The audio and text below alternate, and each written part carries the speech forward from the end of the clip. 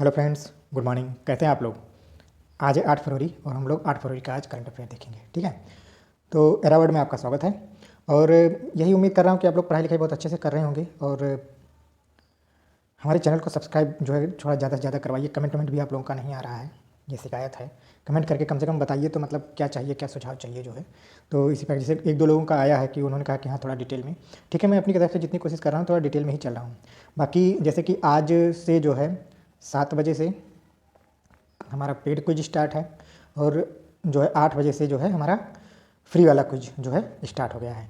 ठीक है, जो भी लोग एडमिशन लेना चाहते हैं दिए गए नंबरों पर संपर्क जरूर करें, टेलीग्राम से उनको जोड़ लिया जाएगा और जो है आपको जो क्विज सब कुछ मिलने लगेगा। ठीक है, तो देखते हैं हम लोग ज़्यादा टाइम वेस्ट ना करते हुए क्वेश्चन की तरफ बढ़ते हैं। हमारा पहला क्वेश्चन क्या कह रहा है आज? पूरा नहीं आया, चलो ठीक है पूरा देखो। उत्तराखंड का ब्रांड एम्बेसडर किसे बनाया गया है? सुनील शेट्टी को, अक्षय कुमार को, राजपाल यादव को, पवनदीप को। तो उत्तराखंड का ब्रांड एम्बेसडर किसे बनाया गया है? अक्षय कुमार को बनाया गया है। ठीक है, इसके पहले देखिएगा कि इसके पहले ब्रांड एम्बेसडर कौन थे। ठीक है, 1-2 साल पहले का भी ब्रांड एम्बेसडर आप लोग चेक कर लीजिएगा। अक्षय कुमार को बनाया गया है। अब आते हैं हमारे दूसरे क्वेश्चन की तरफ। अफ्रीका संघ शिखर सम्मेलन कहाँ पर हुआ? इथोपिया में, नाइजर में, केन्या में, दक्षिण अफ्रीका में। कहाँ पे हुआ? इथोपिया में। इथोपिया में एक जगह है अदिस अबाबा। ठीक है, अदिस अबाबा, यहीं पे इसका सम्मेलन हुआ। अब हम इसके बारे में थोड़ा सा इसकी हिस्ट्री के बारे में चलें तो इसकी स्थापना कब हुई थी? अगर ये पूछा अफ्रीका संघ, देखो आप लोग जानते हैं कि जो हमारा अफ्रीका कॉन्टिनेंट है ये बहुत ही गरीब जो है देशों की श्रेणी में आता है। मतलब बहुत ही गरीब लोग यहाँ पे होते हैं, जितने भी देश हैं मैक्सिमम जो है क्या होता है कि बहुत ही गरीब हैं। थोड़ी सी इसके पृष्ठभूमि पर अगर चलते हैं तो इसकी स्थापना कब हुई थी? इसकी स्थापना हुई थी 25 मई 1963 में। नोट कर लीजिएगा, जिनको नोट करना होगा। बहुत ही डिटेल में इस क्वेश्चन पे जाएंगे, थोड़ा सा इसमें जो है इसमें मैटर। तो 25 मई 1963 में इसकी स्थापना हुई थी। स्थापना के समय इसका नाम कुछ अलग था। इसका नाम था ऑर्गेनाइजेशन ऑफ अफ्रीकन यूनिटी। इसका नाम उस समय क्या था? Organisation of African Unity. लेकिन जिस उद्देश्य के लिए ये बनाया गया था वह उद्देश्य इसका पूरा ही नहीं हुआ। और जब इसका उद्देश्य पूरा नहीं हुआ, थोड़ा बोर्ड साफ कर लें, तो जब इसका उद्देश्य पूरा नहीं हुआ तो फिर से जो है 9 जुलाई 2002 को इसका नाम बदल दिया गया और फिर से सारे देश जितने भी जो कंट्री हैं जो है यहाँ के, मतलब सारे कंट्री तो नहीं कह सकते वहाँ के अफ्रीका के, लेकिन लगभग 55 सदस्य। इसमें बता दें कि इसमें टोटल कितने सदस्य हैं? 55 सदस्य हैं। सब लोगों ने मिलकर के इसका नाम क्या रखा? अफ्रीकन संघ, यानी कि अफ्रीकन यूनियन बना। और इसका हेडक्वार्टर भी इथोपिया के अदिस अबाबा में है। जहाँ पे इस बार सम्मेलन हुआ है वहीं पे इसका हेडक्वार्टर भी है। कुछ चीज़ें आप लोगों को जानकारी हुई। स्थापना कब हुआ था? 25 मई 1963 में। इसका नाम बदला गया 9 जुलाई 2002 को। कुल कितने सदस्य हैं इसमें? 55 सदस्य हैं। ठीक है, होता क्या है कि अफ्रीकन कॉन्टिनेंट में कई सारे देश ऐसे हैं जो कोप डिटेट समस्या से परेशान हैं। ठीक है, कोप डिटेट समस्या से क्या होता है? परेशान है। ये होता क्या है कोप डिटेट? कोप डिटेक्ट समस्या ये होती है कि कई यहाँ पे राजनीतिक मैटर बहुत ही कम चलता है। सेना क्या होती है? इसको कैप्चर कर लेती है। पूरे देश को क्या करती है? सेना कैप्चर कर लेती है और उनके राजनीतिक मैटर को क्या किया जाता है? समाप्त कर दिया जाता है। और फिर क्या होती है? उनको दिक्कत होने लगती है। मतलब राजनीतिक मतलब मुद्दा वहाँ पे होता ही नहीं, कोई भी नेता नहीं होता, ना वहाँ पे चुनाव होते हैं, कुछ भी नहीं होता। सब कौन रूल करता है फिर वहाँ पे? टोटल सेना रूल करती है।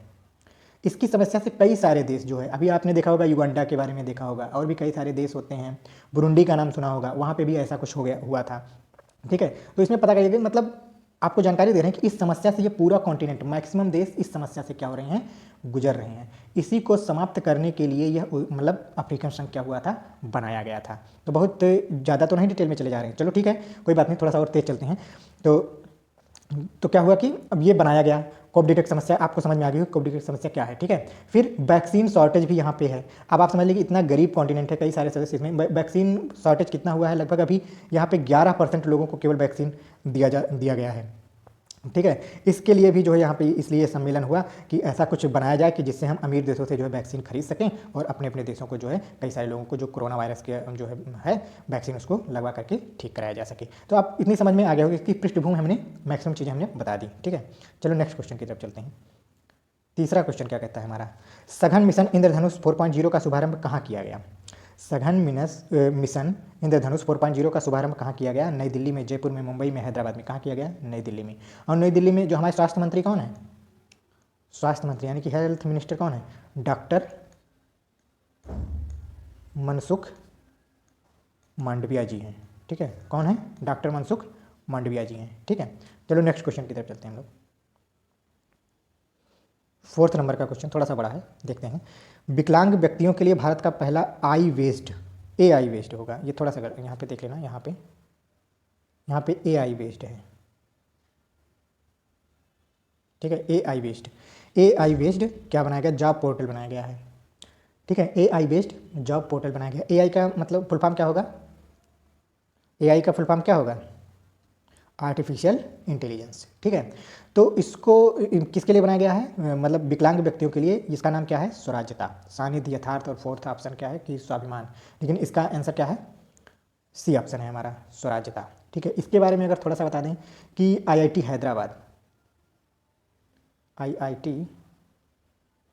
हैदराबाद और यूथ फॉर जॉब और विजुअल क्वेस्ट और कोटक महिंद्रा, ये चारों लोग मिल करके इसको जो है बना रहे हैं, AI based job portal. Kotak Mahindra funding कर रहा है, यूथ जो हमारा यूथ फॉर जॉब है ये ट्रेनिंग देगा। ठीक है, और ये इसका जो है मतलब इंजीनियरिंग के जो जितनी भी उसमें चीज़ें मुहैया करा रहा है। विजुअल क्वेस्ट जो है इनको क्या करेगा, ट्रेनिंग के साथ साथ जो है इनको सिखाएगा और जॉब के बारे में बताएगा। ठीक है, इतना आप लोग को समझ में आ गया होगा कि स्वराज्यता नामक जो है विकलांगों के लिए जॉब पोर्टल लॉन्च किया गया है। 5 नंबर का क्वेश्चन चलते हैं हम लोग। देखो 5 नंबर का क्वेश्चन हमारा क्या कहता है, सौरव गांगुली ने दुनिया के तीसरे सबसे बड़े क्रिकेट स्टेडियम की आधारशिला कहाँ रखी। जयपुर में, हैदराबाद में, बेंगलुरु, ग्वालियर में।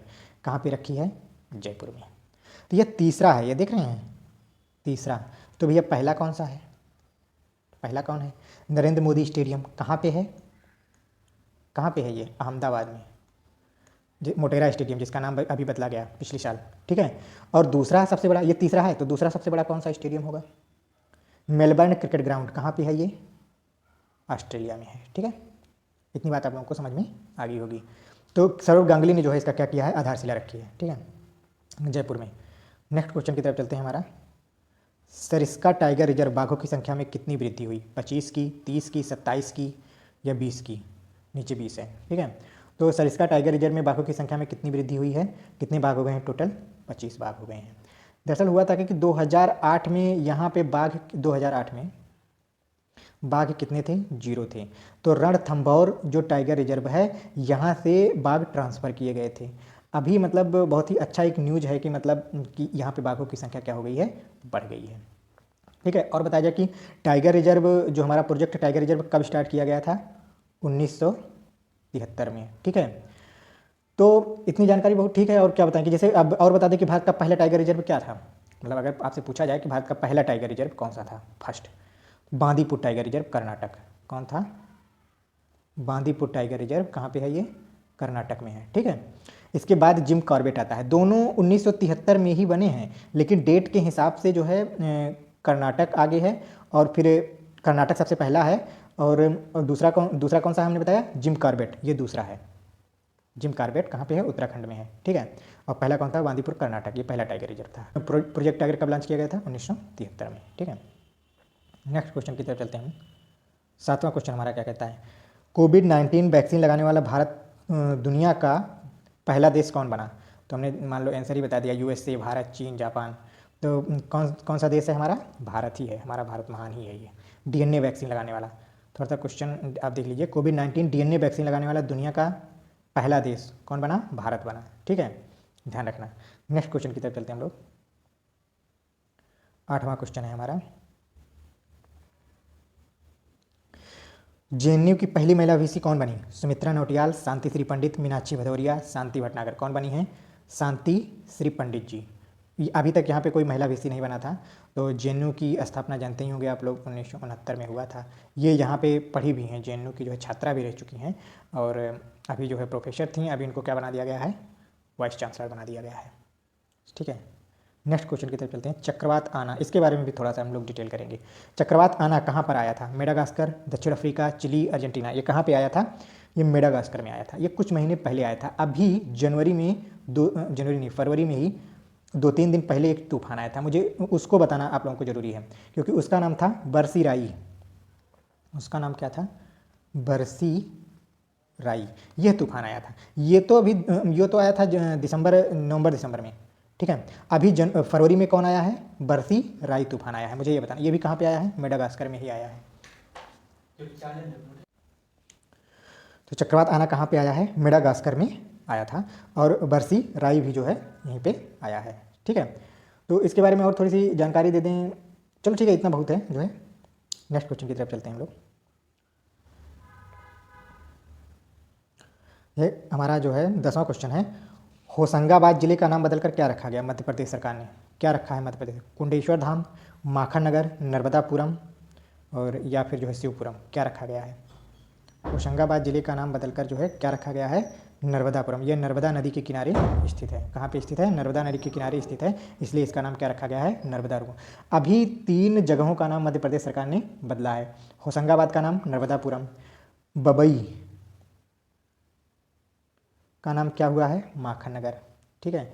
और कुंडेश्वर धाम किसका नाम चेंज हुआ है? शिवपुरी का। शिवपुरी का ध्यान रखना। ये जो है ये किसका नाम, वो शिवपुरी चेंज होकर क्या हुआ है? कुंडेश्वर धाम, बबई का माखन नगर और होशंगाबाद का नर्मदापुरम, ठीक है। तो आज इतना ही क्वेश्चन था हमारा। बाकी हम बता देते हैं कि ये हमारा जो है 4 नंबर दिया गया है। कॉल या व्हाट्सएप के जरिए जो है संपर्क करिए और हमारे टेलीग्राम ग्रुप से जुड़िए। फ्री में क्विज भी हो रही है, पेड क्विज भी जो है लेखपाल और वीडियो के लिए शुरू हो गया है।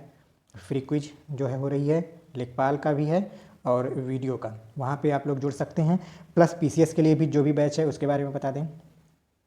जो भी कोर्स लेना चाहते हैं, ये देखिए, ये हमारा वीडियो का कोर्स है, ये लेखपाल का टेस्ट सीरीज है, दोनों टेस्ट सीरीज हैं। और ये है मेंस के लिए, ये प्री के लिए 15 तारीख से शुरू हो रहा है। ऑनलाइन टेस्ट होगा जो है हमारी वेबसाइट पर। और ये जो इनलाइटमेंट के बारे में जानकारी लेनी है तो एक वीडियो हमारा पड़ा हुआ है, ये भी जो है 1 मार्च से स्टार्ट हो रहा है। 2 महीने का जो है 30 अप्रैल तक चलेगा। 1 मार्च से 30 अप्रैल तक 2 महीने में आपका पूरा पीसीएस का प्री का पूरा कोर्स इसमें कराया जाएगा। जो भी आप लोगों को अच्छा लगे आप संपर्क करके हमारी टीम से जो है जुड़ सकते हैं। ठीक है, आज के लिए बस इतना ही। धन्यवाद।